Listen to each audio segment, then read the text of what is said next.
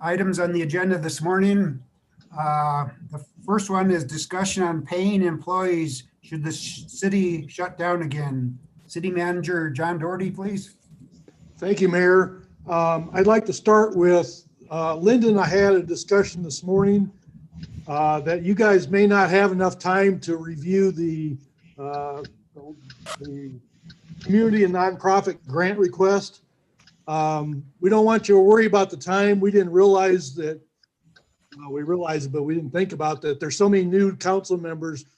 You may take more than 3 minutes to discuss each one of them. So, which don't get through tonight, will just be rolled over to December 8th. So don't worry about the timeline that you got to rush to get these done all tonight.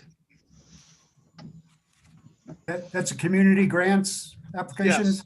Okay. Yes, sir. All right. Thank you, John. Thank you. Okay, on the paying employees, if we have to completely shut down again, I don't believe, first of all, that that's going to happen. However, need to discuss it with this council because I believe the last time it was discussed with the council, 5 of you weren't here. So what I would propose is this is not the employee's fault. We are doing pretty good. And I would propose that if we have to completely shut down, that both full-time and part-time employees would still be paid their normal salary, and those who can work from home, which are a lot more than when we started this out, will be working from home.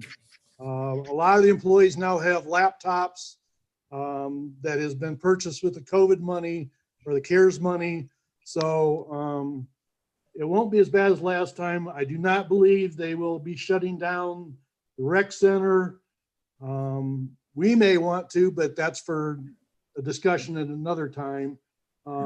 But for right now, I would just like council's blessing to that if we have to shut down, the employees will be paid their full salaries and benefits. Okay. Sounds good. Thank you, John. Any comments or discussion on that, council? John, the only question I had is on the fiscal impacts. It says it's already fully budgeted. Is that fully budgeted through the end of 2021, like in the new budget? It would be, they wouldn't be paying overtime. Well, they may be paying overtime in the PD and the dispatch, but it's normal, just budgeted money. So it's not going to be over and above anything. So the fiscal impact is essentially zero. It's just we're not getting productivity out of the employee. I'll just say I'm in support of paying the employees, whether they, can work from home or not. I agree with Rachel. Yes, I agree too. I'd be happy to make a motion unless anybody else had anything else. It's not necessary. It was just a discussion and I just wanted council's approval if it came to this. Yeah. Thank you. Okay. David, do you have a comment? My only question and comment is, would they be able to perform at the same rate as if they were in the office, the staff? That's a debate that is still being processed by sociologists and professors all over because a lot of businesses are thinking this is the way to go. They don't need big offices. They can just have people work remotely. And we have not done enough of it to see a big decline in productivity one way or the other, because for us, the vast majority of our employees have to be in the job. It's police and public works. It's a hands-on job. So they just have to be, but they're not confined to offices either. So that's the better part. Okay. Thank you. Any other comments or questions? Yeah, I think if it's already budgeted, it'd be, less people hitting up the federal unemployment So All right. let's keep them paid. Yep. Thank you. You okay with that, Arlena and Orly? I don't see no problem with it because you start getting these full-time employees without paid or not, they won't come back. So, and the Right. employees, so I'd rather have them come back. And working from home, I don't think it's too bad of an idea myself. Right. Arlena, okay? Okay, thumbs up. Okay, any other comments or questions? Okay, we'll move on to the next item on the agenda. We'll have a discussion on setting up a committee to review the homeless situation. I guess we can, there definitely is a problem with homeless in this area. And we've talked about setting up a committee, and is anyone willing to address that issue? So I have an update on that front. Okay, So there is a committee being formed in our community. Okay, so members of the March for Justice and Peace have been applied and accepted to start a chapter of Standing Up for Racial Justice. So that must be like a big organization, and they're having a chapter locally. And one of the committees of this organization will focus on homelessness and unhoused people in our community. So I have a contact. As I understand, I've heard Oli Bai and Lydia DeHaven so far that I know are going to be a part of that community or that committee. So I'm sure they would love our involvement somehow, so I can share that contact information. And they shared with me that a Fort Lewis professor did a homelessness like community survey in 2015 in Durango, and just asked, simple questions. How long have people been there? What brought them to the area? What benefits they receive? What services they use? Whether they panhandle for money, and what assistance is they're in need of. So we could work with the college in the future and get a similar study. The professor would be willing to use students to come here to do that. It would cost a little bit of money. It's about $1,800 for 30 interviews. That's so he can pay his students. I don't know, just some ideas floating out there, and I just wanted to see what you guys think. Or I know it's a big endeavor, and obviously not gonna, solutions happen overnight. So are you gonna sit on that committee or would you be willing to sit on that committee as city representative? I would, if that's okay with you guys, unless someone else is interested or we want more than one person, or I guess what my involvement can be. I don't know, John, if you have anything to say. John, do you have any comments on the committee situation? I think it'd be a good idea to probably appoint 2 council members. In case one that can't go, then another one, that there's still city representation if there are 2 council members willing to give up some more time.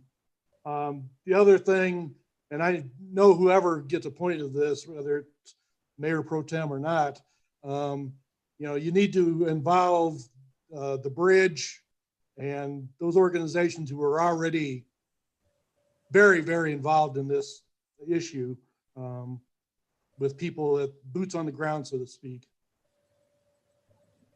I would include in that conversation Kelly Willis from the Pinion Project, because they're working on a permanent supportive housing project. So Okay, I'm good. sure to include her.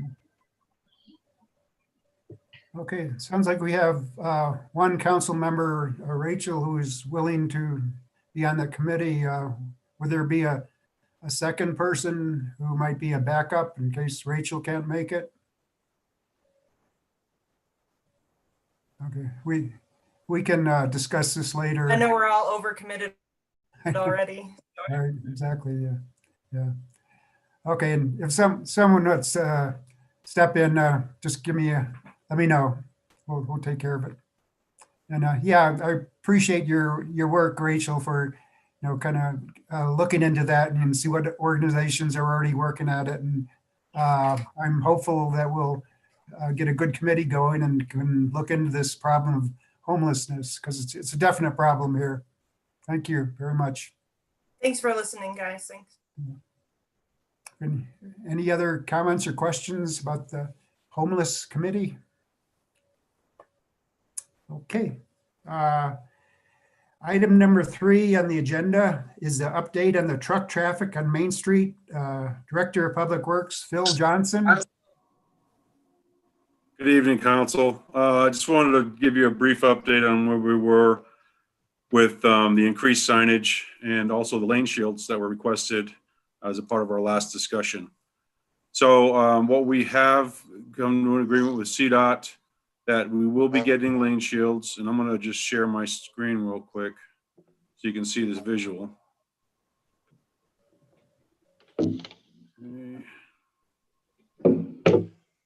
So right here, can you see that lower right? I can't see what I'm sharing, so let's see. Here we go.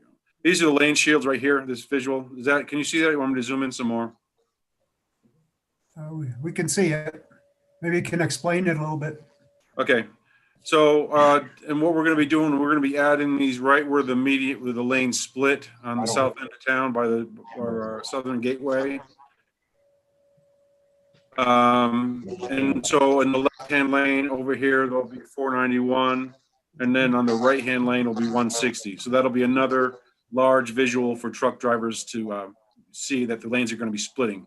In addition to that, we're going to be putting up this right here. This is a diagrammatic sign that's at milepost 37 right now, but it's, I think, 3 by 5. We're going to be well, not us, but CDOT's going to be installing this 7 foot by 4 foot sign, 1/10 of a mile north of the port. And it will also have the mile marker ahead sign. So it'll be a very big visual. The Public Works Superintendent, Don Royce, and I went down and met with the port to talk to them about, when I spoke with you last, we talked about maybe putting that sign in the port itself so it would be right in their face when they were driving real slow. But with the speed pass that they're using now, they only get about 55% of the trucks going through the port actually itself. So we've decided that it would be better served on the highway when they're not right after the stoplight, where they're really not getting up to high speeds. So the next steps, once this is done, and actually Mike Green has mentioned that he's noticed less truck traffic down by his house. And I haven't gotten near as many contacts from our customers regarding this. So the next step would be actually working with Chief Knuckles and Mike about coming up with some language, an ordinance that would, restrict further through truck traffic in the city and whatever ramifications that would be. But I want to have that discussion with the chief because, having something on paper that's not enforceable or workable by his team would just be fruitless in my estimation. So I just wanted to let you know we are still moving forward on this, and we will be coming back to you in January or maybe February. I think January, where we could come up with some kind of a workable ordinance that the chief and his team could enforce and regulate. Thank you, Phil. That looks like a really good plan and sounds like it's working already. Thank you, Phil. You're welcome. Any other questions or comments from the council? Okay, thank you, Phil. Thank you. Good night. Good night. Okay, the next item on the agenda is discussion on CARES funding for businesses in Cortez. City Manager John Doherty. Thank you, Mayor. First, I want to brief the council on where things stand. I am very, very confident that we will be dispersing all of the money that we were given.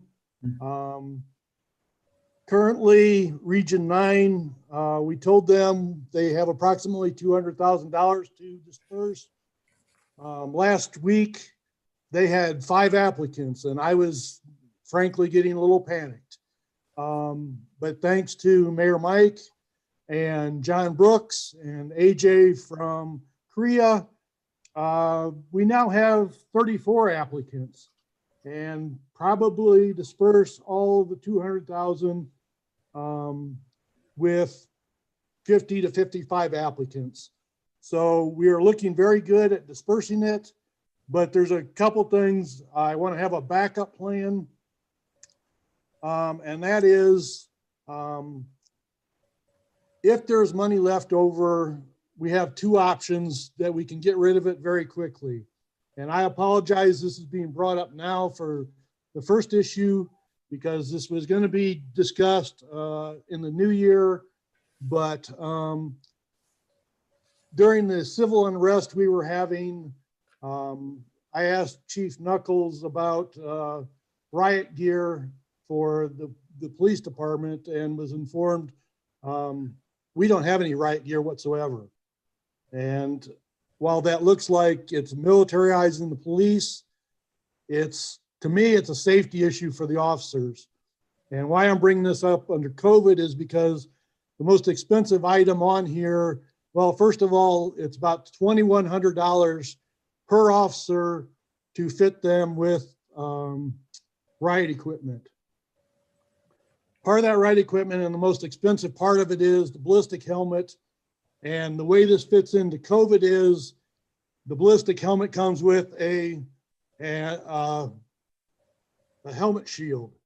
And talking it over with Chris and Ben and others, the thought was this could be COVID related because I don't want officers getting up front, up close and personal with anybody without protective shield. And the little plastic ones that are worn in hospitals and in the courts is fine, but police officers are going to be getting up close and personal, and it can't be something that's easily knocked off. So if there's money left over and we can get these things in a week or 2, that is an option we have to spend that money. And everybody agrees that we think that would fit under COVID.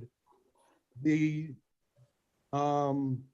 first option would be to remove the maximum we can give out to businesses. And that would be my first recommendation because we now have quite a few applicants and I was concerned that we wouldn't have any, but we do have interest. We got interest today. Linda said somebody came in and she was directed to talk with Region 9 because yesterday was the cutoff, but so we do have interest in that. We can get ballistic helmets and shields or whatever money is left over, we are allowed to turn over to the schools and we do not have to ask them for receipts. So there's the 3 options for council to discuss. So to clarify, the only thing that's actually COVID related is the face shield. Yes, but the face shield doesn't do you any good without the helmet. Okay, so it's just the helmet and the face shield that we're getting. At this time, yes. Okay. So this point might be moot because if we have 55 applicants and if they're asking for the $5,000, that's 275. So we're already over that 200K meet. I would prefer that the CARES money goes towards our small businesses to keep people afloat and to keep our economy, going. And what can you explain, if that's not available, can you explain a little bit more about why the schools wouldn't have to show receipts? It was something I read today that came from, I believe, DOLA, and it was questions that they just keep getting and they keep filtering out. And first of all, we have 34 applicants and they believe the request will come out about $125,000 for those applicants. Okay, so Is there, We haven't I got guess rid I'm a of little it. unclear. Is there 2 rounds of deadlines? So one was just a couple days ago, and then there's another round, correct? Okay, Correct. so we have about 125,000 so far, Yes. and then Yes. another deadline. And then after that deadline, we have about 2 weeks to figure out what to do with the rest of that money. Yes, I believe so. 2 Okay. weeks or less. And it's Christmas time, so, it gets to be, yeah. And the ballistic helmets and shields would be a week or two. It's like, so let's plan 2 weeks. It's Christmas time. It'll take them time to get it out. December 14th is the deadline for the second round.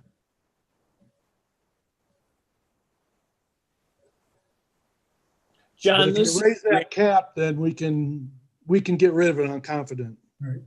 John, this is Green, and from another place talking about the same kind of stuff. I don't know that you have to have the stuff hot in hand by the end of the year, but you have to have it ordered and paid for. Correct.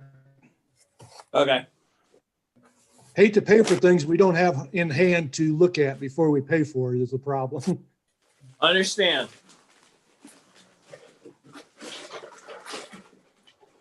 Okay.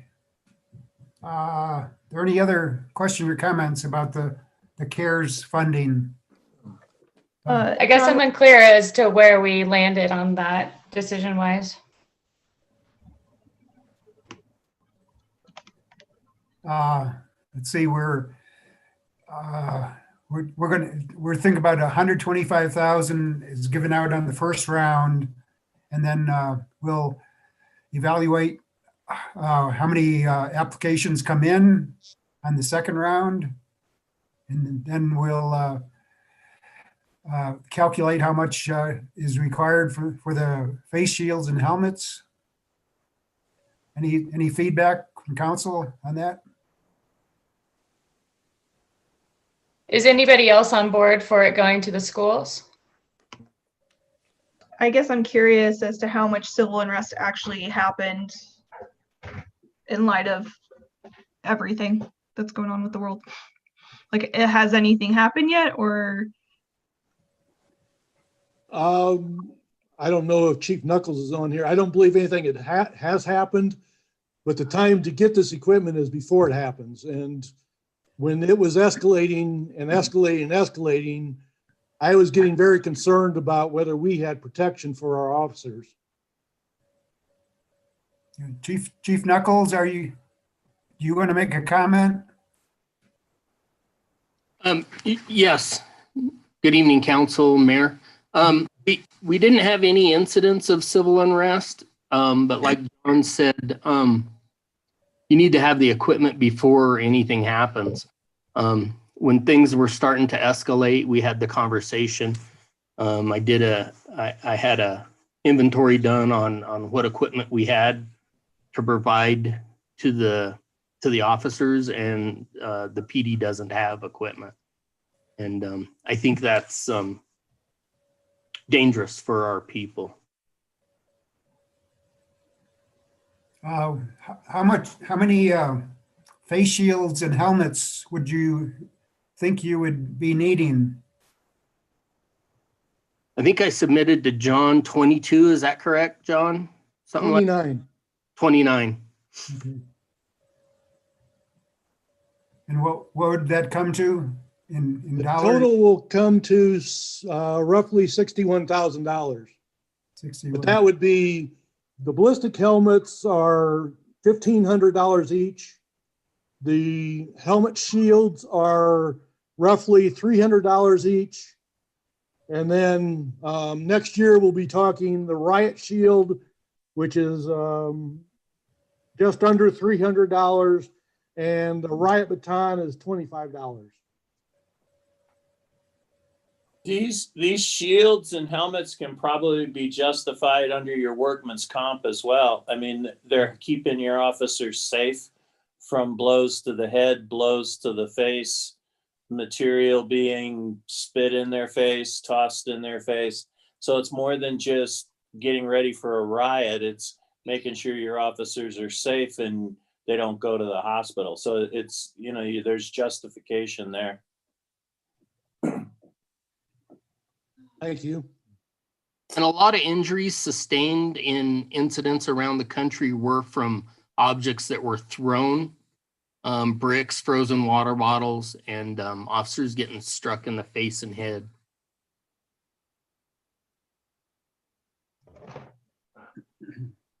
Okay, I guess we'll Uh-uh. see. Any other comments, council? Yeah, I'd like to make a comment. I want to have our officers protected, but I don't want to think that that's going to be our new normal. I would rather avoid those situations by healing our community and getting the money out there to make sure that they're taken care of. So I would like the committee then to go through the first round, the 125,000, and then they can come back and reevaluate. And if they think there's still a big ask out there that more money needs to be distributed before we decide to spend it for PD. And in the meantime, follow up with that workers' comp. That sounds like a good recommendation. David, did you have a comment? I just am a little concerned about the Chief Knuckles. You said you needed 29, or you had 29 officers that needed shields. Yes, sir. I'm a little reluctant to say go the whole 10 yards on this, just because of the size of the city, for one thing. I think it's probably a good thing, but I don't know. I'm just a little bit wary of getting all 29 officers protection right off the bat.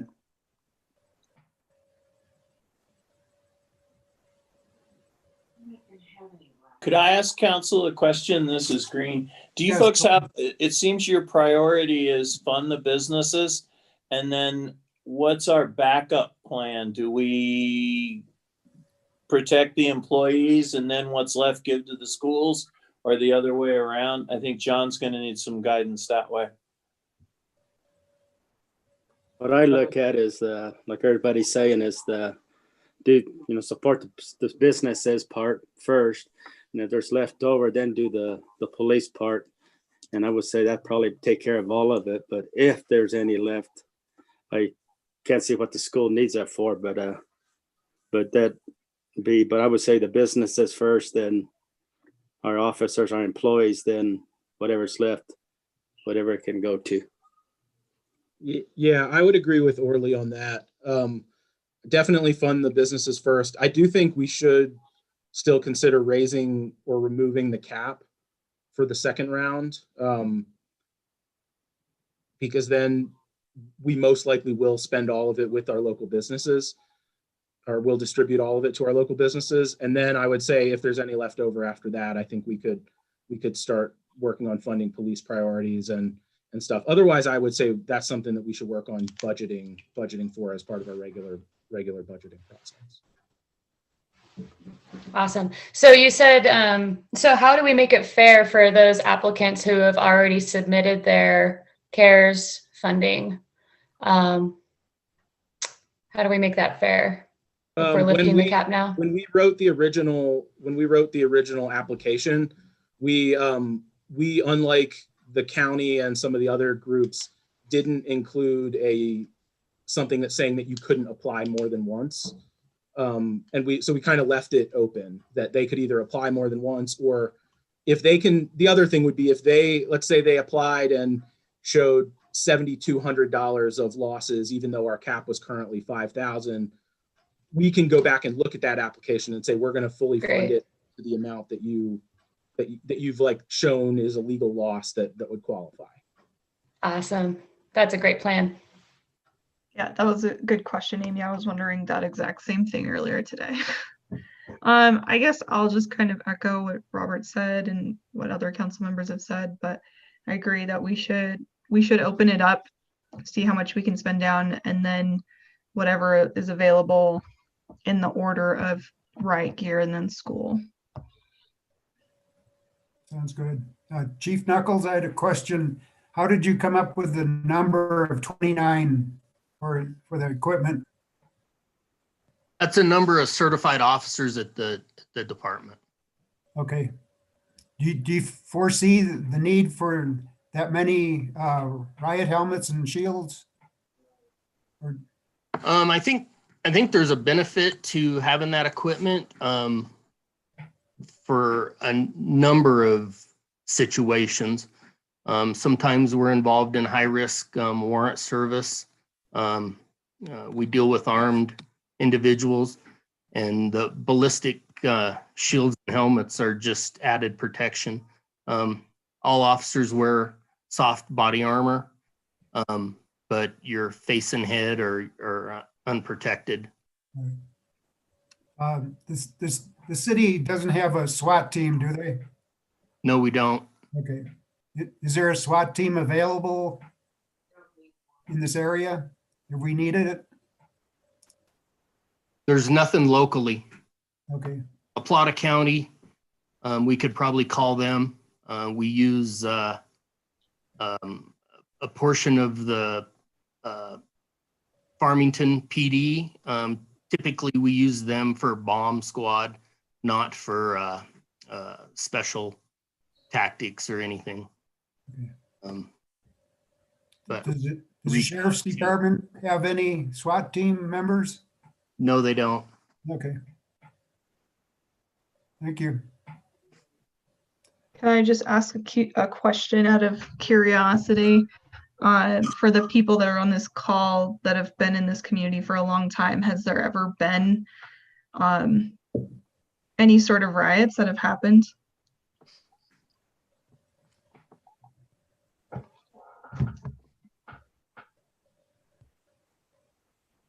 I don't think so.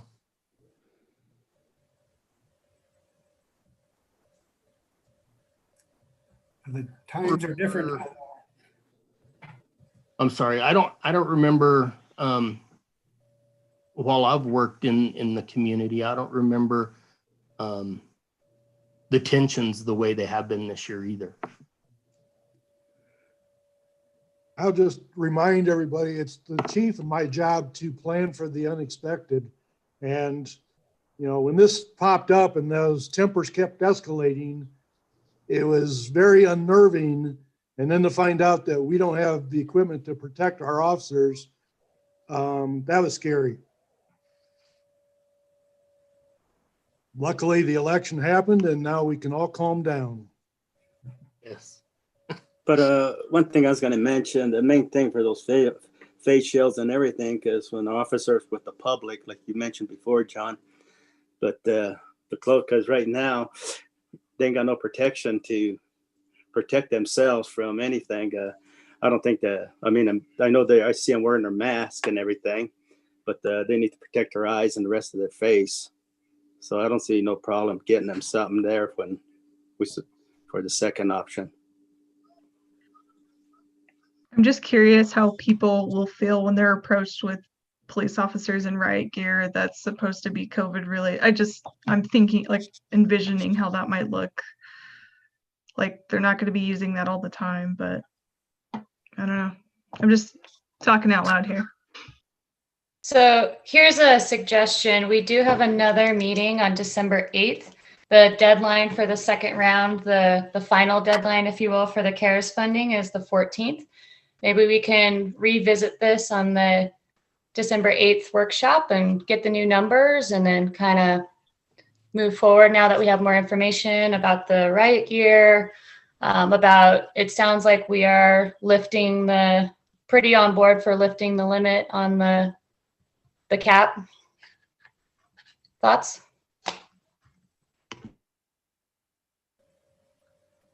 You have That's a comment, John, on the cap? Excuse me? Okay. Everybody's okay with lifting the cap then? Or if anybody's opposed to it, can they say so? I'm okay with it.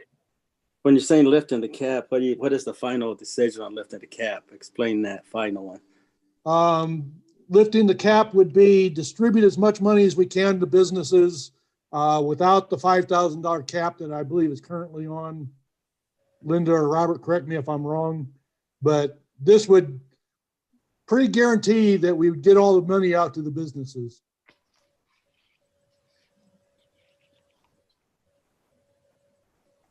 I still like to keep some for the officer for their safety.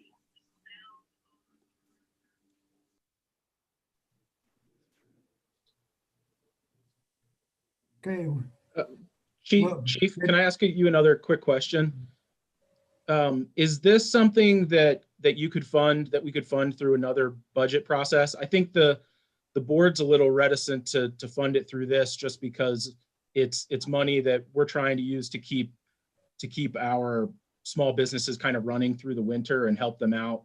And it's federal CARES money for that. Is this something that we could budget for in the future, that you would build into your budget? I'll go ahead and answer that, Chief, if you don't mind. Oh, Because I'm go not ahead, sir. throwing the chief under the bus on this. He did not plan on doing this under COVID. This came up and I was on a meeting with the other managers in this county, and Shaq said, well, why don't you consider those helmets and shields as part of COVID? And at that point, we only had 5 applicants to get rid of the money. So I thought we were going to have a lot of money left over, which apparently we won't. But this was just something to toss out there of, this is just an idea. Chris and Ben both thought, and they're researching this stuff, that, yeah, we could probably fit this in under COVID. But I really, at this point, if you raise that cap, I don't believe it'll be necessary. And my recommendation is raise the cap.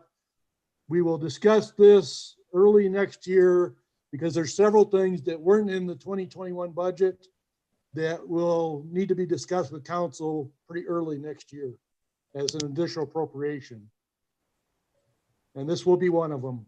Thanks, John. That's what I was asking, is if it's something that we would want to be able to fund sooner rather than later. Obviously, we've just put a budget to bed, so I don't know that we would want to wait a full year. So I'm glad that you mentioned the option of an additional funding, something for things like this early in the year. Yes. Did you have an amount you wanted to raise the cap to? This is Green.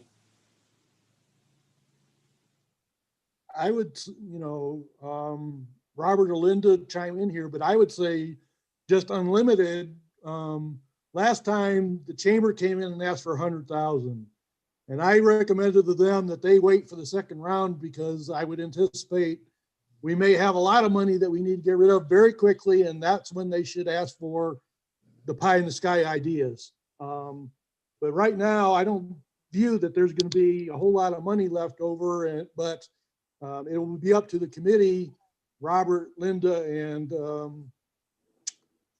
Laura, to make that recommendation, and we will get it out. And what I'm hearing from the council is distribute it to the businesses. And I think that was the recommendation staff is recommending also. John, I had a question.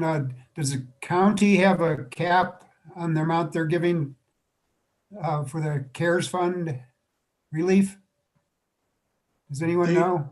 Yeah, Mike, their cap is 10,000. 10,000, okay. Yeah. Okay. David, go ahead. I just am wondering whether it might be proactive, or would it be reasonable to attach a caveat to that money we're funding or giving to the businesses, that they would be businesses that are in compliance with the current state of the state or the city as well.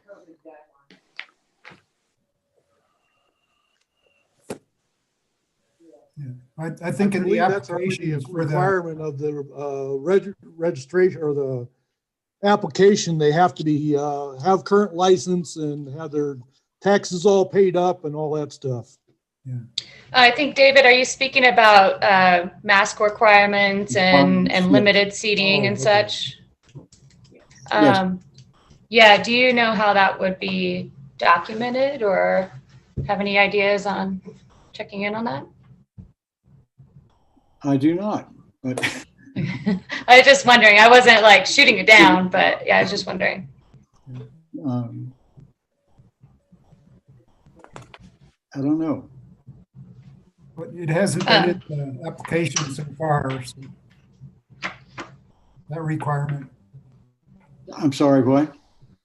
That requirement hasn't been in the application.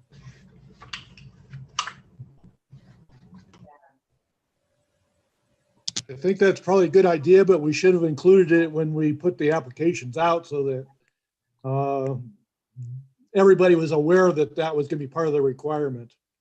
I would worry about the subjectivity of kind of making those decisions as a committee, and not including it in the original applications and stuff. I think the idea of this money is to help businesses run through this kind of special circumstance. And I think I don't know that we need to be trying to like find any more divisions in the community. I think if we can pull people together and distribute the money in a way that's as fair as possible without kind of picking and choosing or I mostly just don't even know how we would do it. I think looking at the application, I think is really what we should go with. What we've done is what we should go with. And I think there is a little bit of a reward system of if they did spend money on PPE, they will get it reimbursed.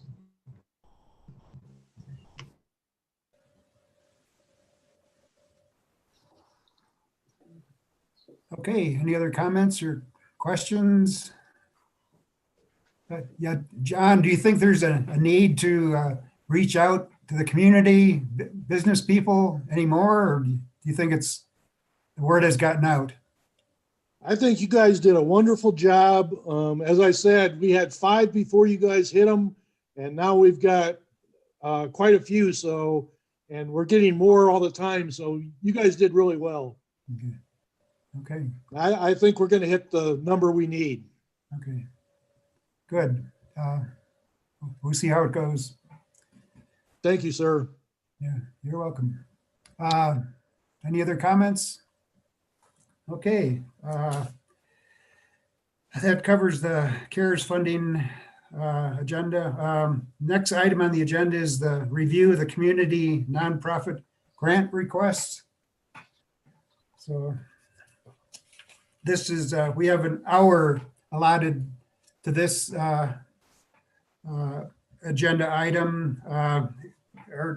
It's from 6:20 to 7:20. So we're a little bit ahead of schedule, but we can go ahead and start on this discussion on the nonprofit grant request now. You all have your workbooks, folders, okay? Anyone that doesn't? Okay, sounds like we all have our folders. There's 13 applications for funding for nonprofits in the area in our town. We have, our budget is for $30,000. We're not required to spend all of that, but it is grant money for the help of the community, especially the nonprofits, and everyone is needing money now. Everything's pretty tight. There were 13 applications and the total came to over $63,000. So obviously we can't give the full amount to every business nonprofit that asked for it. So we'll have to look at each nonprofit business and discuss it. The first, we'll just go on the folders from the first application. It looks like it's Access Health. They're requesting $2,500 in funds. Are there any discussions in the council on this? The one question I had about their request is they were requesting to purchase rec center passes. Is Right. that something that we could only fund through this program, or is that something that we could grant them directly, like grant them passes directly to the rec center to fulfill that?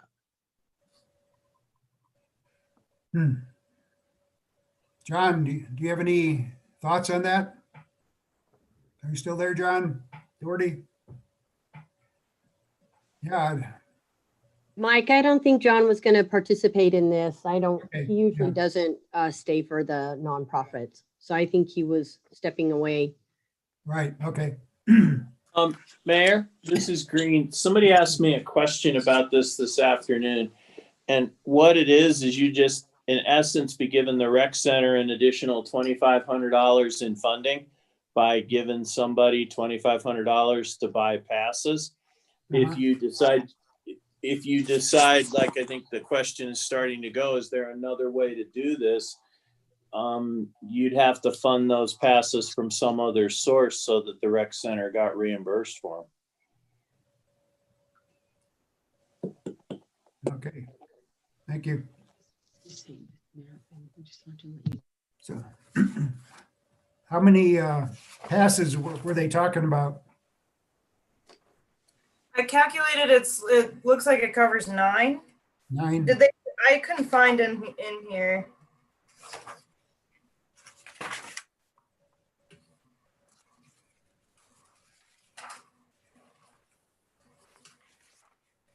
Is it full-time memberships or is it just like day passes for people?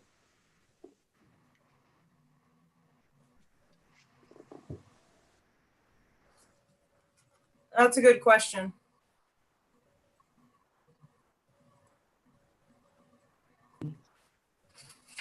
Council, this is Matt Kashner, the Director of Human Resources, and Debbie Spears with me as well.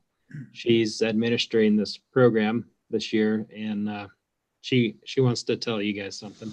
Okay, On page 3, it says that the passes would be used by youth and adults receiving behavioral health services at the Cortez Integrated Healthcare. okay, So it would be behavioral health encompasses mental health and substance abuse treatment. Yeah, it still doesn't clarify like which passes it would be though. It says behavioral health services are provided in primary care and outpatient settings for individuals, families, and groups. So it's possible if it was a family, they would get a family pass. Or an individual, or I don't know what they mean by group. Well, so it seems like they want just a lump sum so they can be flexible because they say like basically identifying people who would be interested in that part of the treatment or, you know, benefit from that. Well, it says also on page 3, it says behavioral health providers at CIH would identify youth and adults whose treatment would be enhanced with regular exercise, social connection, and recreational activities. Mhm. So that could mean different types of passes, Right, depending yeah. on who's. I would say so. And does that include guidance for at the recreation center? Because if there's folks who've never used a recreation center before and they get there, I guess there's no telling if they would know how to exercise or how to get the mental health benefits. I think this would be an asset for the community because a lot of people that are going to access aren't regular customers for rec center. And this might be a good introduction to them because the physical recreation and exercise is an integral part of mental health.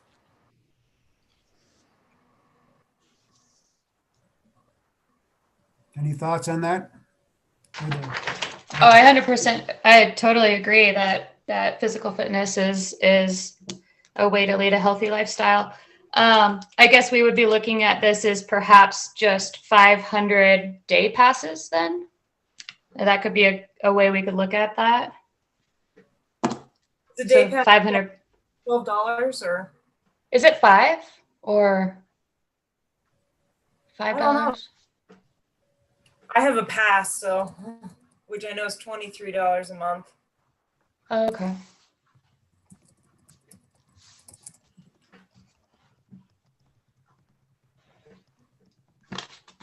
The Access is requesting $2,500. What do you want to put a dollar amount on how much we award them? I would kind of like to run through the list and talk about the other programs first before we make our decisions. Okay. Just I agree because- with Arlena. Yeah, I just don't want us to run out of money before the end. You know what I mean? So is it okay with the rest of council if we can just briefly talk about the different applications as it pertain to our requirements? I personally tried to make a rubric for this so that I could be objective and have it all thoughts all laid out, but this grant is really there's too many variables, so it was kind of difficult trying to go through them and make that David, decision. do you have a comment? I'm inclined to agree with Arlena. It's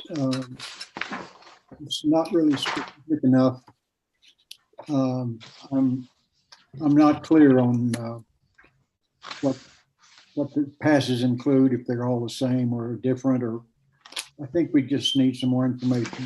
So maybe, you know. And council, if you remember that you don't have to give them what they have requested. It can be a lesser amount. That's what's been done in the past. Yeah, Debbie, I saw that, and I still feel like we should maybe run through these programs first, just to really talk about which ones stuck out. Perfect. And then we can decide whether or not we want to fund things at the full amount or at a lesser amount. I agree. Is that okay, Mayor? That's Would that good. be possible?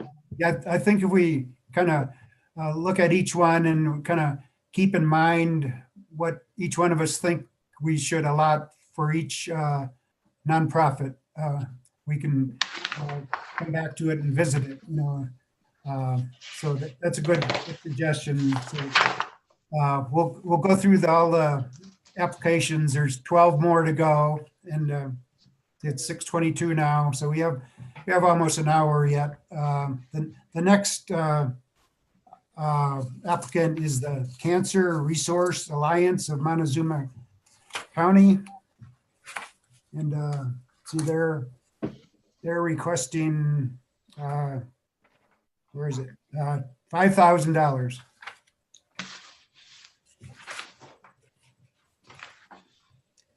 So some considerations for this one, in reading their application. They normally host the Pretty in Pink fundraising event, which they couldn't do this year. And that's going to be a common theme across a lot of these organizations requesting money, is that they couldn't have their events to bring in donations. They couldn't have their fundraising events. It's because of the COVID. Because of COVID. So that might help make up the discrepancy from last year. The city granted them 1,250. So that's why we might see that jump in numbers there. Yeah, a lot of people asked for the full amount. So,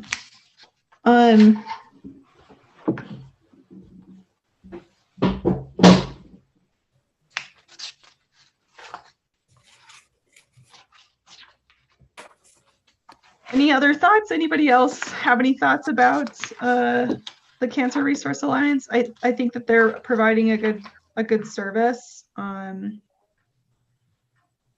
But again, I'd just like to hear what everybody else thought. Yeah, I mean, we did give $1,250 last year, so it's a good organization, you know, and people with cancer, you know, really need the help that they can get, you know. It'd be great if the city could help out with them, and we can kind of think about that and keep it in our minds when we revisit this nonprofit. Any other comments or questions? Mayor, I have excuse me, just a point of clarity for the council. If they're unable to fundraise, that is a CARES Act money that we can give them. Right. So if you don't want to do it on this, redirect them to get their application in for the CARES Act relief. Because that is definitely one thing that they said they would fund for not-for-profits. Just to point that out to the council. Okay, That's Yeah, I the, like that thought. that's And what the, I mentioned, anything with COVID could be applied for a different application than this. and the one other thing that I had a concern about with the $5,000 is based on their donations and what on the $500 grants that they give and what was in the city of Cortez, we would basically be fully funding all of them for next year for the Cortez focused one, for the ones that are actually in Cortez as opposed to Montezuma and Dolores counties. But that's I not- sorry. no, go ahead. Sorry. I was just saying, it's not a guarantee that those monies would stay in Cortez. Yeah. But I was just going based on their past history. It looked like Cortez, about 30% goes to Cortez. And they, I think they had said they have given out 4,800, or I did the calculation. It was about 4,800 this year went out into Cortez. So we would basically be fully funding that for Cortez, the Cortez portion, if that makes sense. But I definitely for that would recommend, I would definitely encourage them to apply through the CARES program as well. but then if they apply through the CARES program, they won't know how much you're getting till after we make our decision. That's something to keep in mind too. I guess I'm curious to know too, like, I mean, it's not really written in this application, but how these services are paid for, if it's like directly to the service provider or it's just a check. Like it does say that there's a grant check sent out to them in 2 to 3 days. So I guess like They don't go to the provider. It's cash support for people with cancer. So it's funding, like, so they can pay electrical bills and things like that, personal expenses, non-healthcare things. So it goes to the patient, not to like a insurance company. Like if they needed childcare while during an appointment. My comment would be, most of the organizations that applied have multiple grant pools essentially to apply from. And this seems like one of the organizations that doesn't necessarily have that advantage. Their only most of their funding is donations or their fundraising. It directly helps people in our community who are struggling, so. Oh, I thought that under 5, they list the fundings. Oh, sorry, never mind.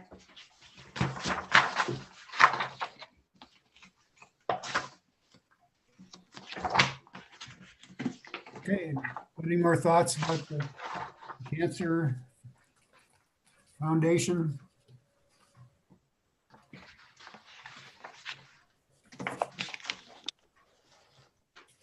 I guess one more comment is, do we have somebody who would be reaching out to them with recommendations for the CARES Act funding then if they don't get the full $5,000 ask?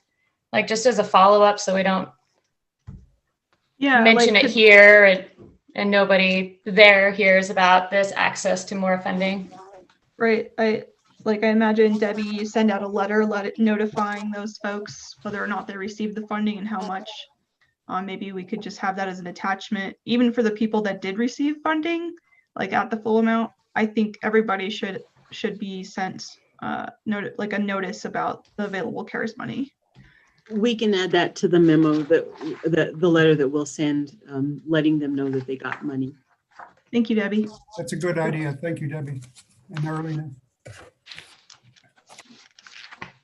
Okay. The next nonprofit on our list is the Community Connections. And, they're requesting $5,000. I think that this is another community organization that continues to have a lot of support and multitude of different sources. And they do a really good job with what they do.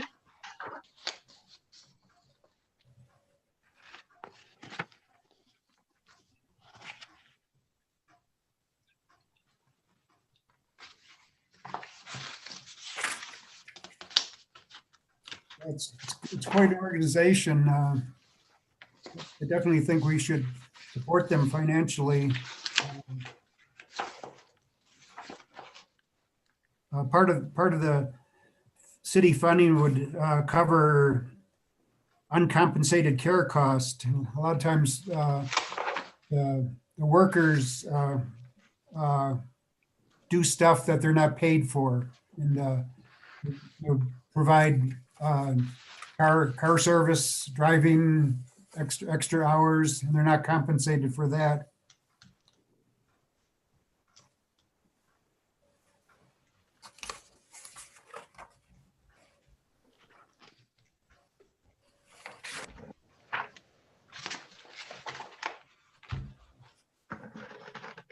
I definitely think we should support Community Connections. I've worked with them. I was driving for the county. I was a local transportation driver, and before the Community Connections got their van, we would transport some of the clients. There's really a need to support Community Connections in this community. They're requesting $5,000.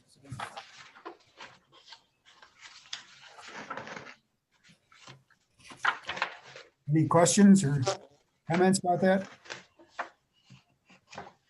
Orly, what do you think about that? I'm gonna say, I guess I'm a little confused here. I thought you were gonna go through them over before you start stating how much money goes to who. Well, we have a plan. Arlena, you wanted to go through each one of them before we allot money? Yeah, I just wanted us to go through them and see which ones we felt maybe deserved their full ask, and maybe which ones deserved portion of their ask or didn't deserve funding at all. So I thought it would be helpful for me, as other council members agreed, but certainly open to changing our methodology at this point in time if we need to. Well, we do have a time limit too.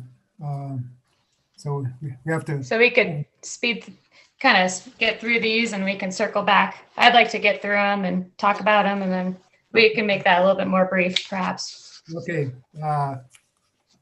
Next is the Cortez Cultural Center. And let's see, how much are they asking? 5,000. 5,000, okay. And it looks like they have a website that they want to develop. And that helps fund a lot of their activities, like the birding festival, and getting out the information on the Hawkins Preserve and the different services that they order. So, are there any questions about that? I thought that this was one of the more thorough applications. Right. I felt that they answered, every single question very thoroughly. This is a general operating support request. It's not a project request. The only thing that I've been running into issues with a lot of these applications is the lack of clear evaluative processes in their applications. And this is one of them that doesn't necessarily have a clear evaluative process. I'll weigh in on this. Go ahead, David. I think this is a modest and reasonable request, and since I'm close to the Cortez Cultural Center, I really believe in what they're asking is very reasonable.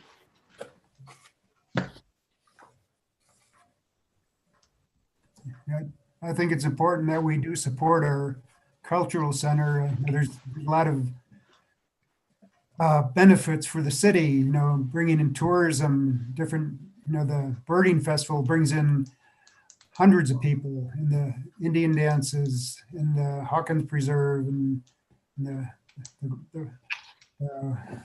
runs, 4K runs in town.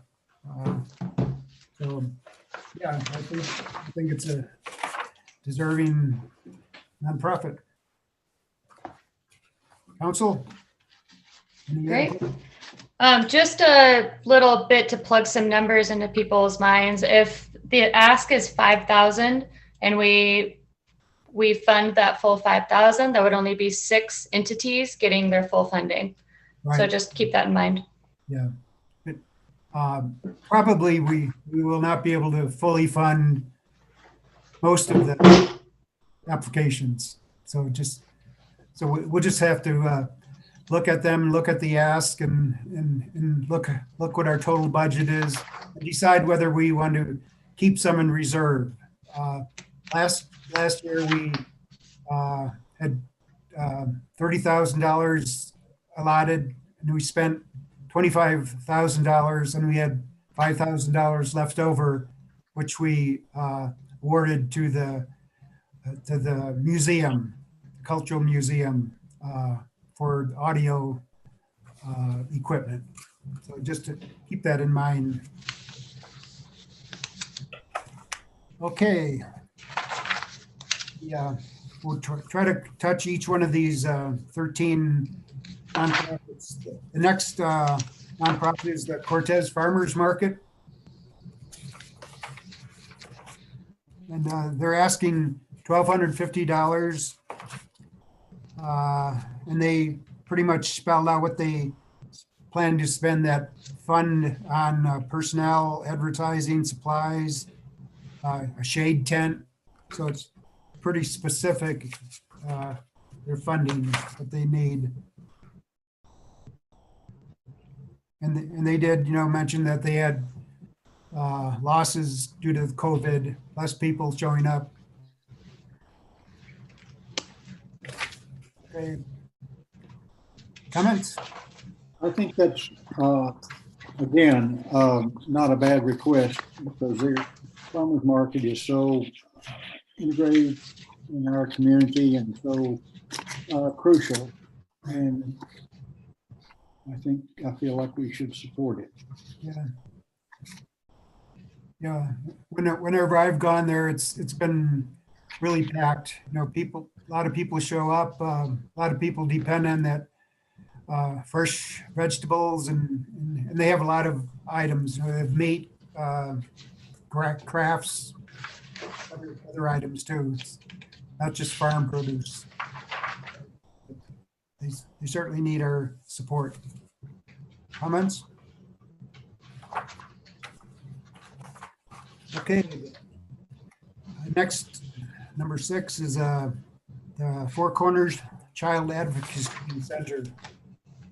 I'll speak on this one. Okay, go ahead. So their request was for 5,000. 5,000, and I think that this one's definitely at the top of my list for making sure to fund fully, because first of all, their application was entirely thorough, and I appreciated that. And second, if we're talking about welfare, the health of the community, I think that they're entirely crucial right now. They are also one of these organizations that have massive fundraising events that help fund their organization. And I think right now it's imperative to make sure that their services continue, because as children are being pushed back into their like homes, with online schooling, with social distancing. There actually has been an increase in child abuse and neglect, and I think it's really important that we fund them at the full amount. I read that a lot of the funds are to support forensic interviewing response, which is really important for the health of the child and the family. Critical. I feel that also they set their goals and they meet their goals well and beyond. So it's good to see, and they also have evaluative processes outlined in their application. And this one might be a great candidate to nudge towards the CARES too, because Mesa, 12 hours of Mesa Verde was canceled. That's 20 grand. The holiday gala, they say that brings in usually 35K. So, nudge them towards the CARES as well. Yeah, and I just would second what Councilwoman Rousey was saying on that, is that it definitely is it's a needed resource in our community, and particularly with school not being a respite for some kids, that it may be a more taxed resource. So it's something that I think we should consider funding strongly. Yeah, I would consider fully funding this group. We can think about that. Okay. Next one is Hospice, Montezuma County. And they're asking $1,500.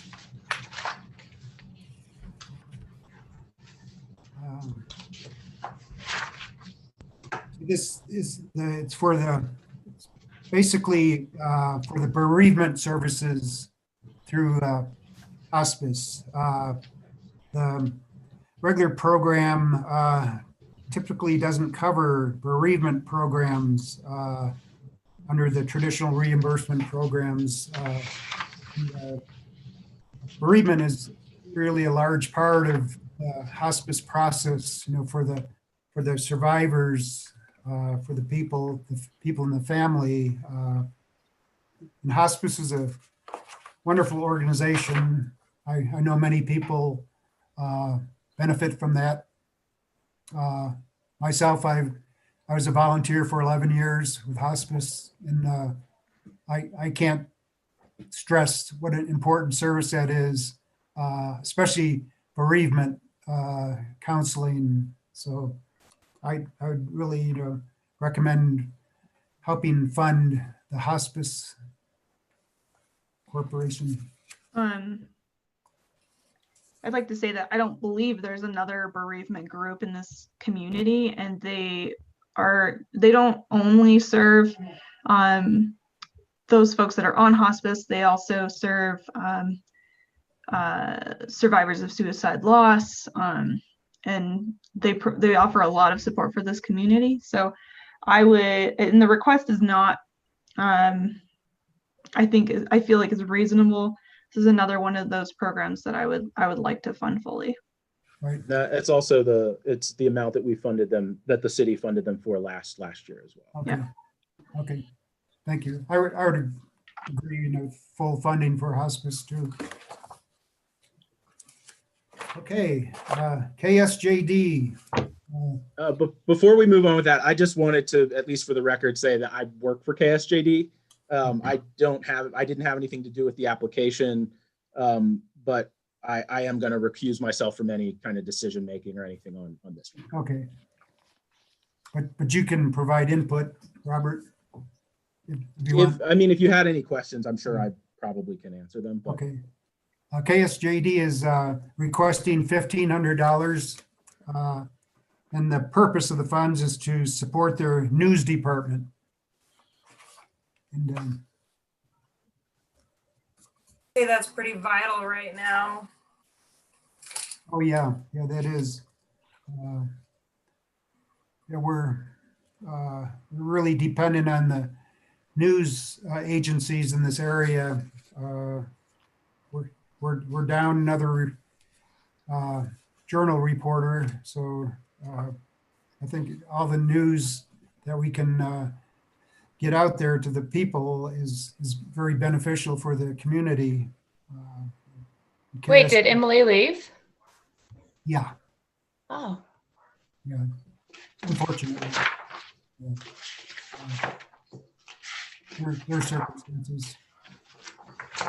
But she's still in the area. But yeah, I think making the local news and national news available to the public is a very important thing. And the ask is only $1,500, and I think it's well worth that money. I think we should fund them. I agree.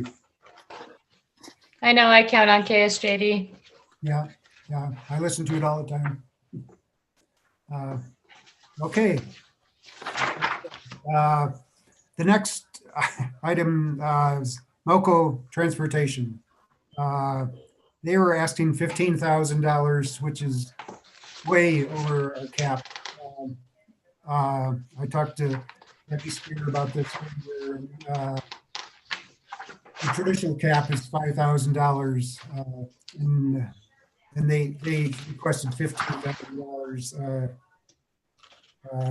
to help with mandated matches for other grants, wages, the cost of operating things, office supplies. And they're also wanting to have a fixed route in this city, which could be benefit to the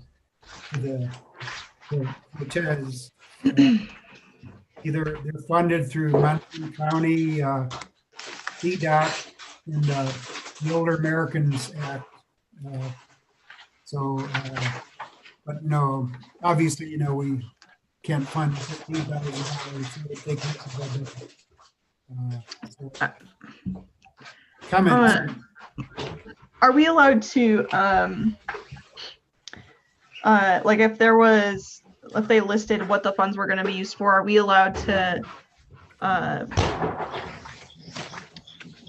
make any like restrictions to how the funds could be used? Like I don't know how to feel about like, I don't know, I guess funding people's wages, but that's kind of what general operating is. But I don't know. I think that this project is really like the feasibility study is really important. However, I thought that it was something that had already been done, and maybe Rachel, maybe you know more about this particular project with the regular bus route. But I think it's super important that we have a regular bus route running through the city. Having worked with so many individuals where transportation has been an issue, and like not being able to get MoCo or like not being able to get to the store, like having a regular bus route is, I think, crucial for our community's well-being. Like, so I want to fund them in some way, but I guess I just kind of want to get the opinion of the group.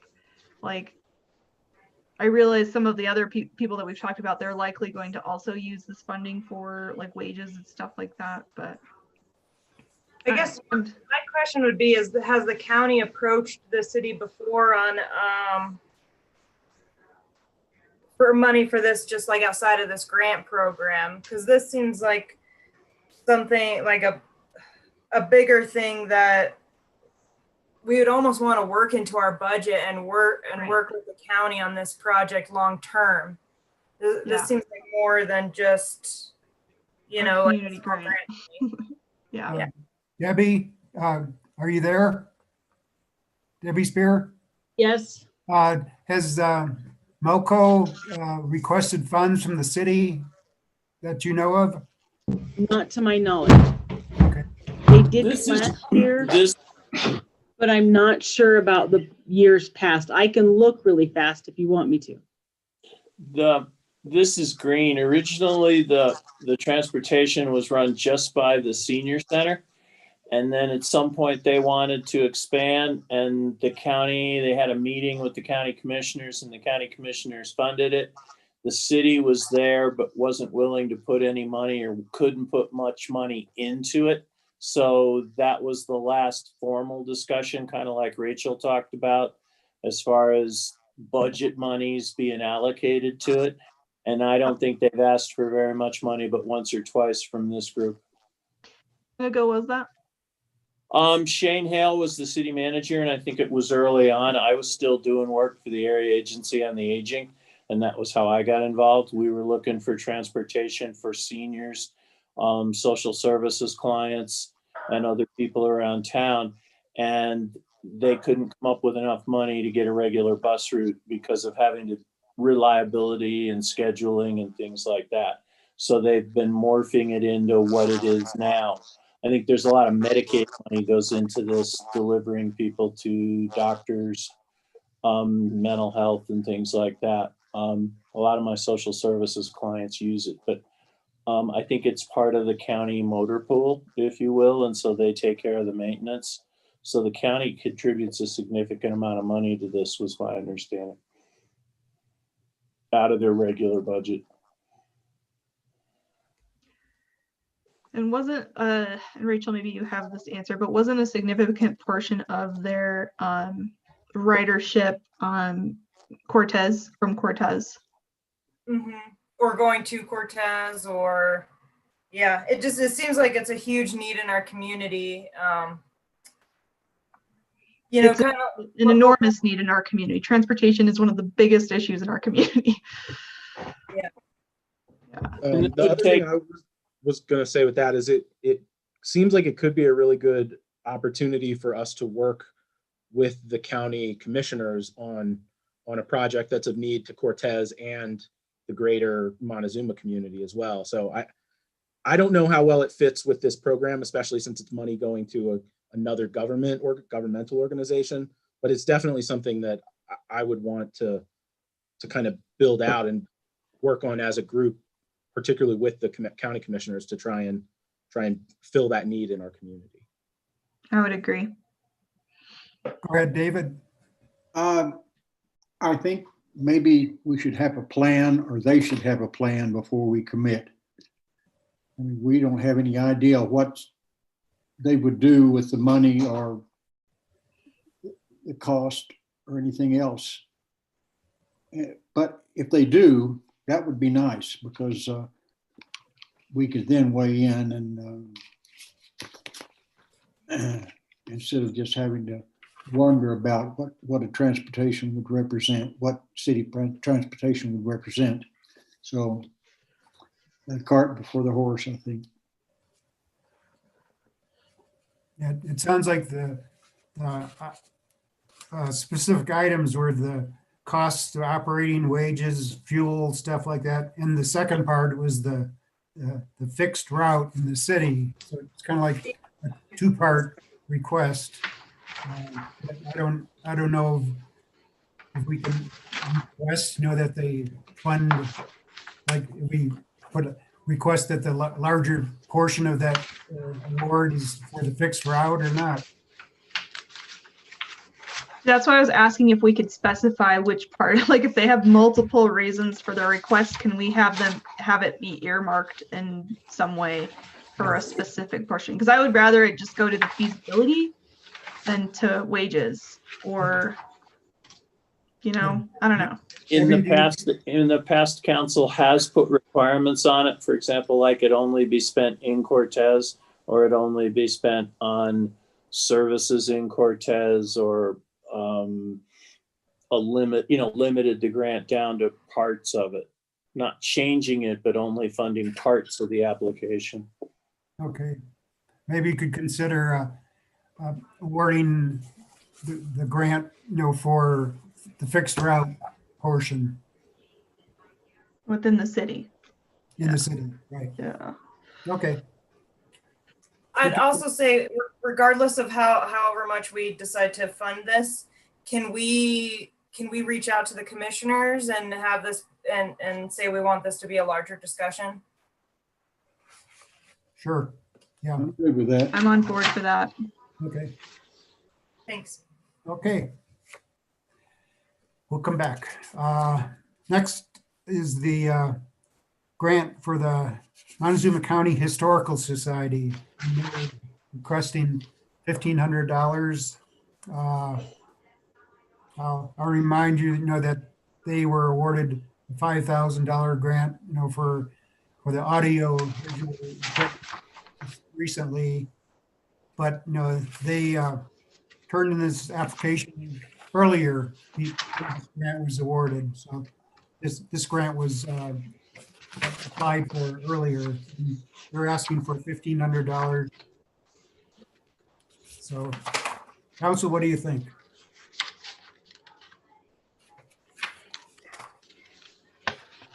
I thought we already gave him the money for this year and next year with that $5,000. Yeah, we did give them $5,000 already. So it sounds like this money would just kind of be for whatever discretionary or Right. general operating Right, yeah, capital. okay. I don't know. I'm hesitant to say yes again. Or at least I'm hesitant to fund the full amount. Right, yeah. Yeah, okay, and it's $1,500, right? So we can consider less than full amount, It looks like last year we gave them $1,000, probably at the beginning of last year. right? So we could just do another 1,000 because it looks like they're going to use last year's 1,000 plus whatever we give them now to get matched with another grant. So then they'd have money to do. Right, okay.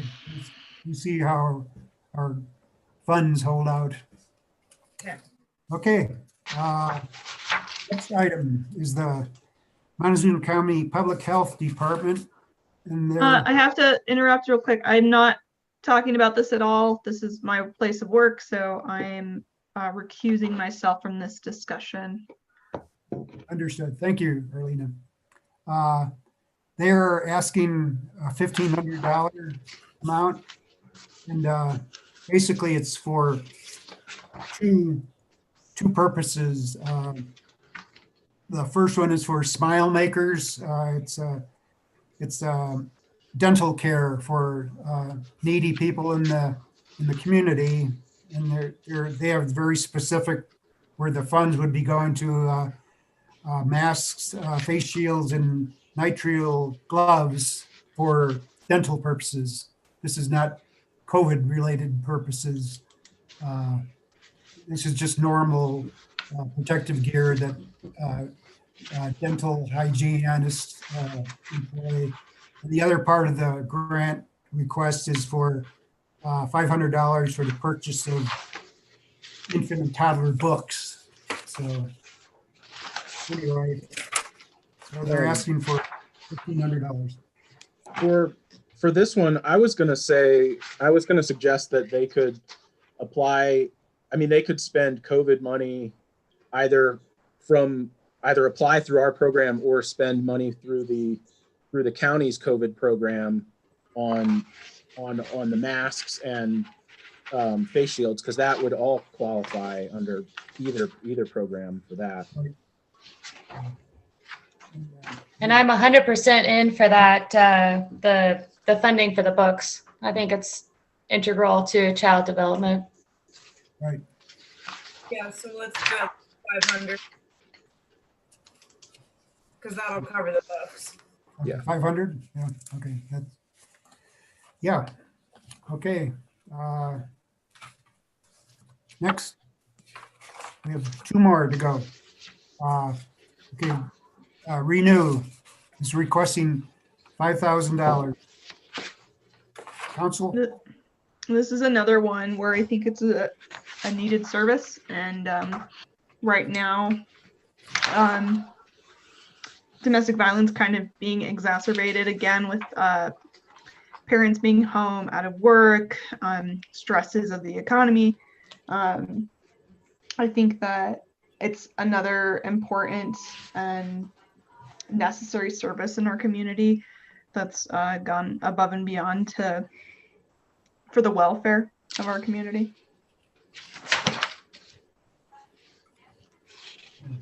I agree with you very much. We need to really support this organization. They do a wonderful job in our community, protecting children and families. I'm on board for this.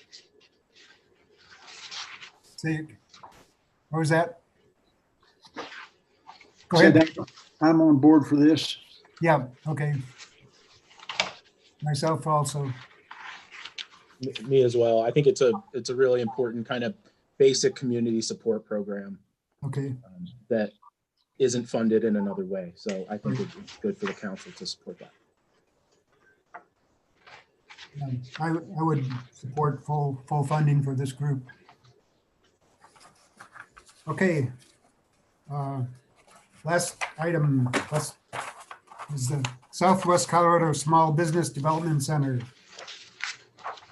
They're requesting $2,000. We funded them at 1,000 this last year. I would be comfortable with that again. Okay.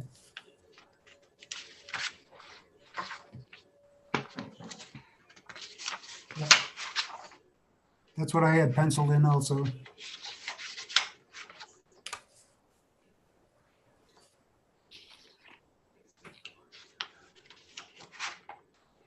Okay. Any other questions, comments, council? Okay, it's 7:01. We have probably 20 minutes. Do you want to return to the beginning and discuss the actual dollar amount for funding these groups? Sounds good. Okay. Okay, the first one was Axis.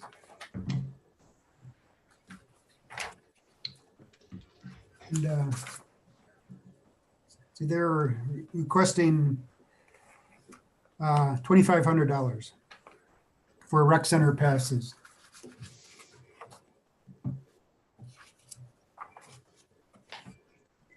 Any thoughts?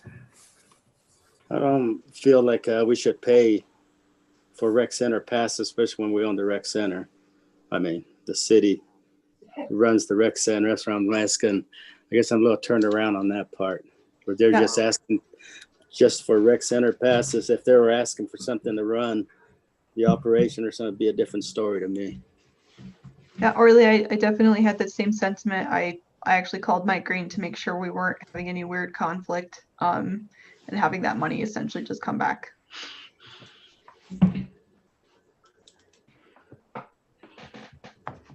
So what was the result of your conversation with Mike? It won't be a conflict. And I think too bad he's not on here, but he said it wouldn't be a conflict. Would not be conflict. What's the question again, please? Okay. It was Arlene, my go ahead. well, Orly asked the same question, or like had the same comment about the money just coming straight back to the rec center. Or to in that respect. I understand. I don't know that it's a conflict, but it is a different way of financing the rec center. All you're really doing is giving the rec center $2,500 if you think about it. Mm-hmm. And you know, and this is one way to do it. It's kind of like concrete cost share. You give some, but you get it all. You know, I don't know.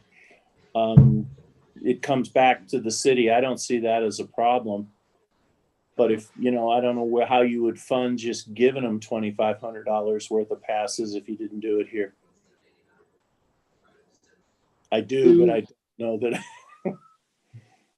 Do we have any program that does give out rec center passes to either nonprofits or I'm like members of the community, anything like that? Friends of the Rec Center, I think, has scholarships, passes, whatever, that they give out to individuals who apply.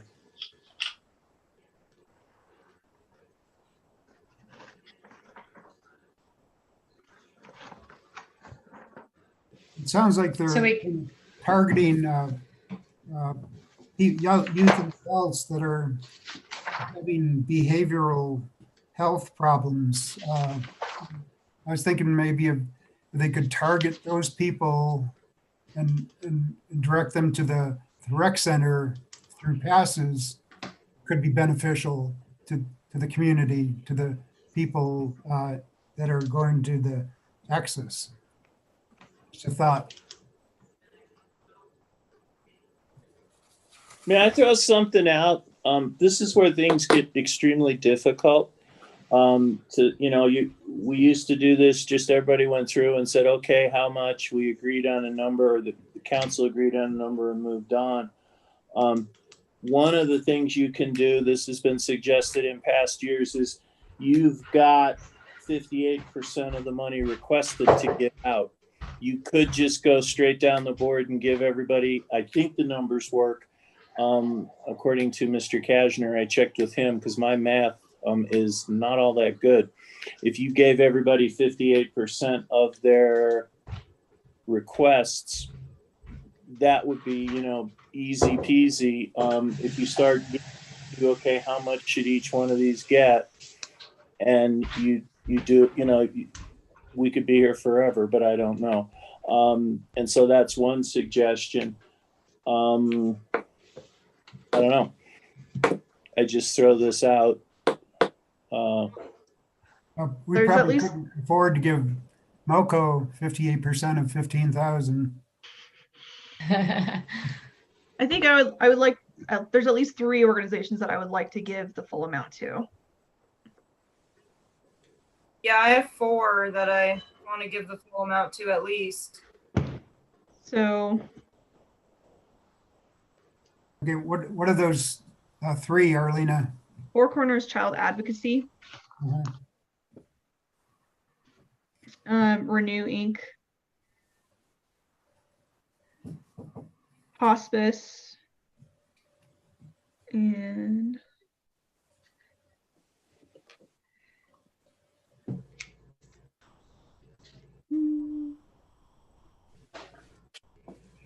I had put 5,000 for the Montezuma County Public Transportation, but I think that there needs to be some stipulations around that, like more specifics.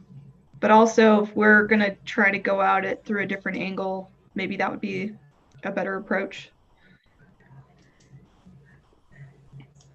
I think we could maybe put restrictions on how the award to MoCo would go, rather than for costs and expenses. well, and I'm sorry, does anybody know what the restrictions are on bus riding right now as per COVID? Like, if they do get a fixed bus route, could more than one human be on that? Or It wouldn't be until probably, I don't know, Rachel, probably 2022, 21 before, or 22 before they even really have that bus route set up.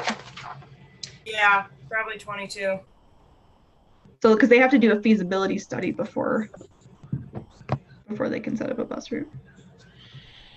We would be funding a feasibility study rather than the actual bus I route. think it might be a way for us to contribute to the project, and yeah, that's all I've got. So far, if you go with what Ms. Yazzie said, you've spent 16,500. Okay, it's a little over half. Yes. So what would the percentage be if we could fund everybody at a certain percentage, like you said, the 56%, could we do for the remaining monies?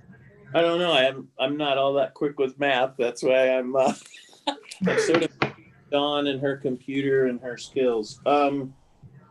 You've got whatever less from 30 left to spend amongst how many?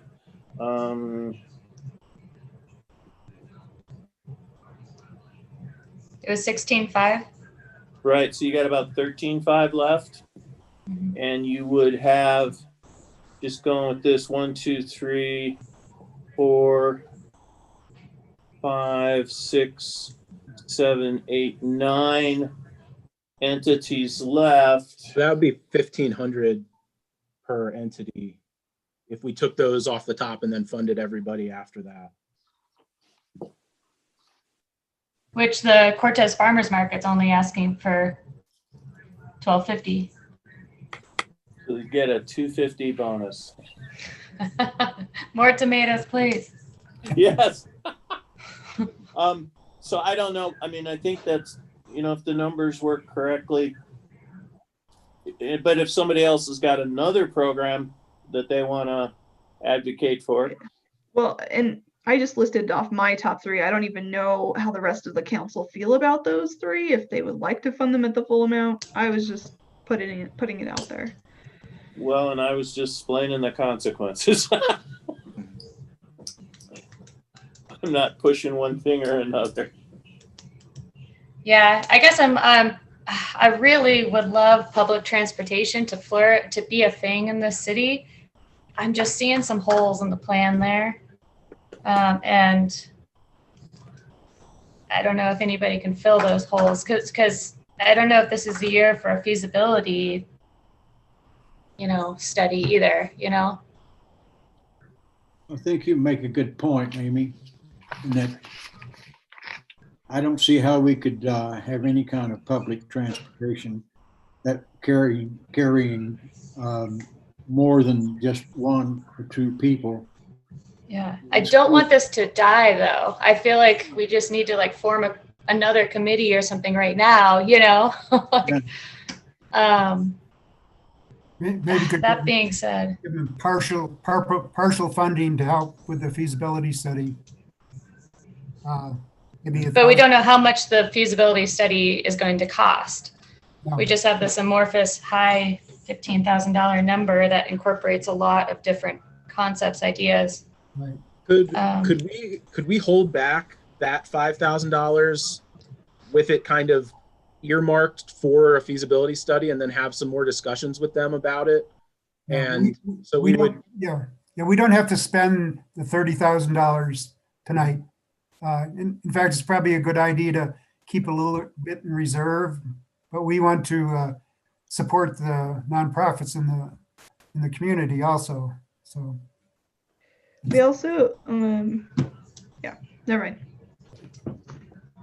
Because what I was going to suggest is just go kind of through that process that Mike Green was talking about, where we've pulled off and we're going to fully fund those core services that we had talked about as we went through, and then divide up the rest by the rest of the applications. But also, if we kept back $5,000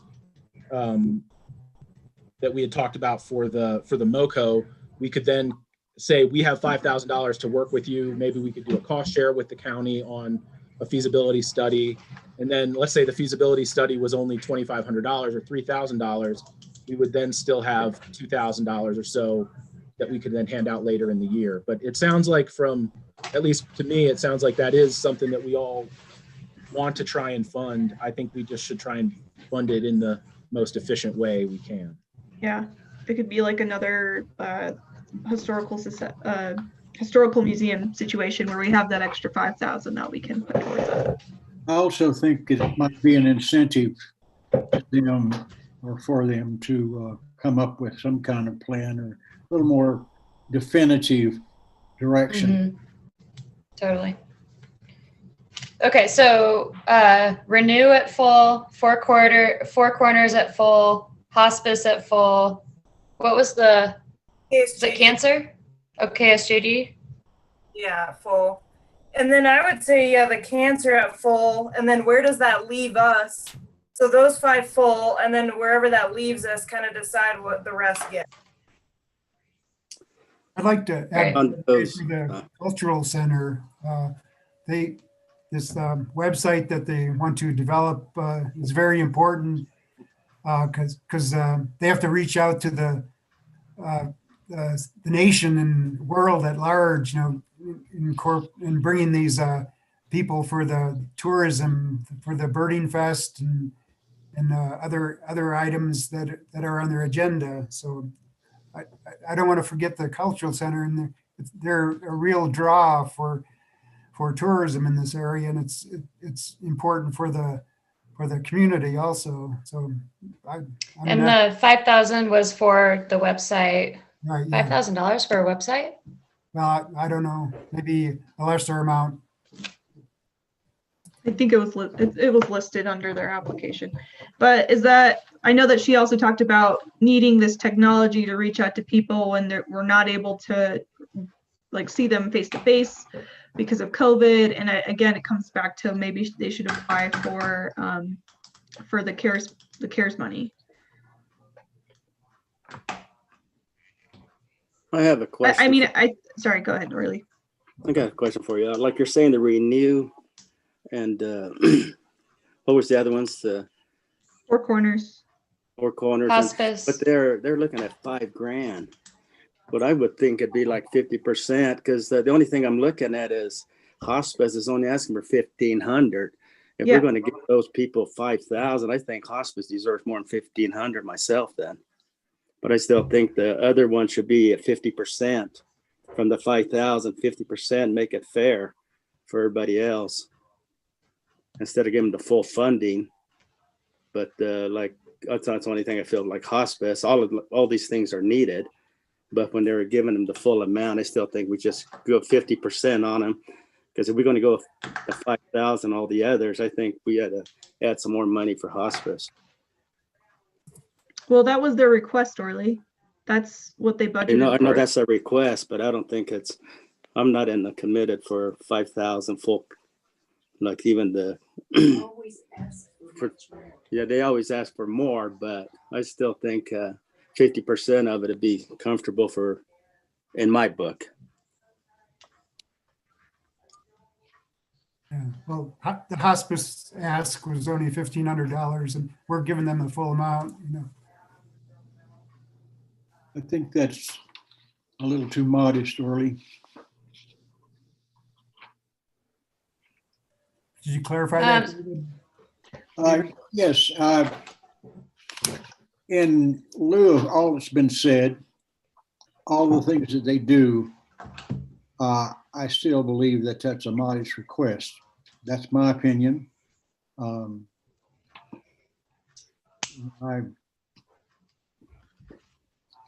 I've worked with them. I've seen what they need, and I believe that's reasonable. Okay. Let Thank me you, David. clarify We that. have two, sorry. One more thing. I don't think it's as important as hospice, but I do think it's important. Whoa. Can you guys see my screen? Yeah, we can see it. I just thought this might be helpful. I'm a math person and visual person. So Awesome.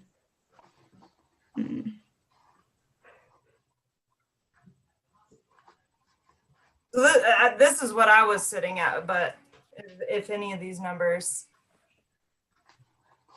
All right, I want to clarify. So Orly, I want to clarify Orly's point. And I know we only have like a minute left, and I know that this conversation can continue at our next meeting, but I want to make sure that I heard Orly's point correctly. Can you say it one more time?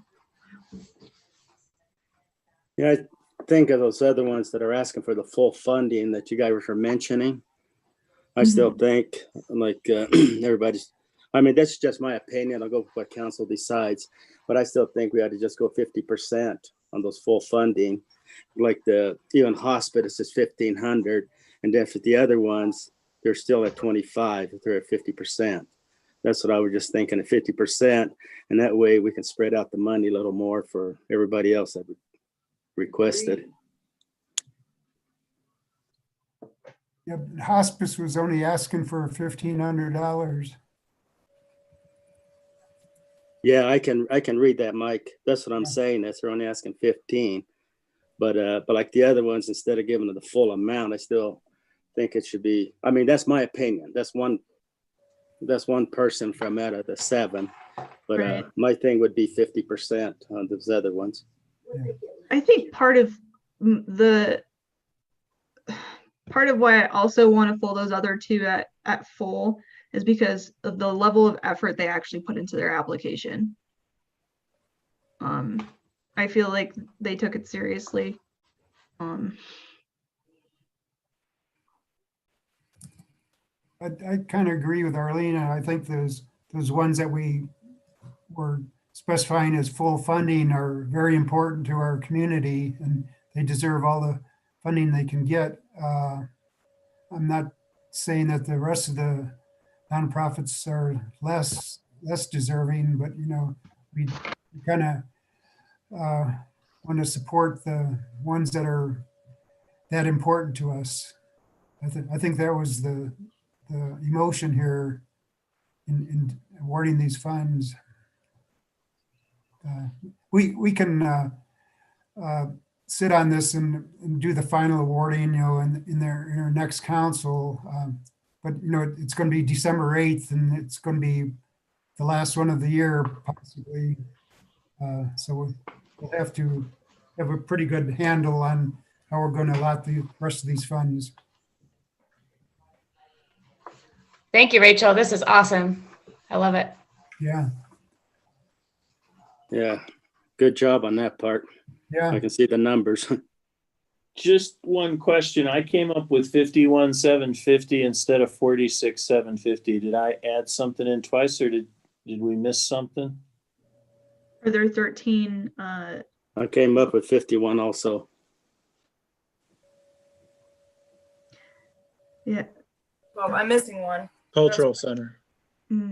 Thank you.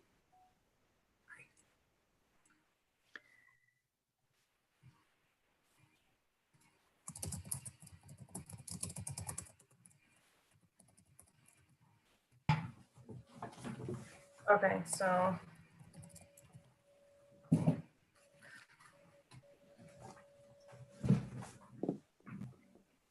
So if we took Milko out, we would be able to fund everybody at that 50%. I think that's That wouldn't be 50% though. Or however she put it. Whatever she put. From 5,000 to 1,500, that wouldn't be 50%. No. Which one's 50%? I can change this however we want. I just filled in numbers. Well, you got cultural center, 5,000, and then donate 1,500. We're talking about how, okay, 50%, sorry. Right, yeah. Half of 2,500 would be 1,250 for access.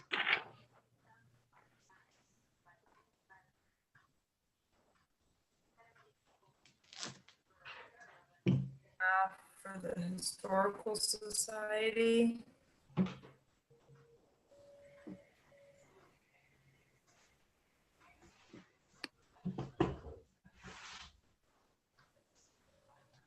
And that's for the books, so that's good.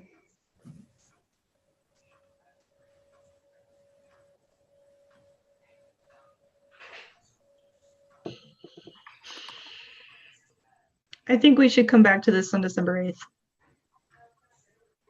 Yeah. Well, thank you, Rachel, for putting that graph up there. I can do this sooner for December 8th. Okay, yeah. Okay, we're okay. Well, Yeah, one more thing, Rachel, could you send us that? I would appreciate it, the way you got it broke down. Thank you. Okay. Could you also send it to Debbie Spear and Matt Kashner? Okay. Okay, it's 7:24. Is there any general council discussion items? I want to say thank you to John and to John for getting out the managers weekly. I appreciate that. I second that. for the suggestion that was made by council member Okay. Dobrik. No more comments. I call this meeting adjourned and we'll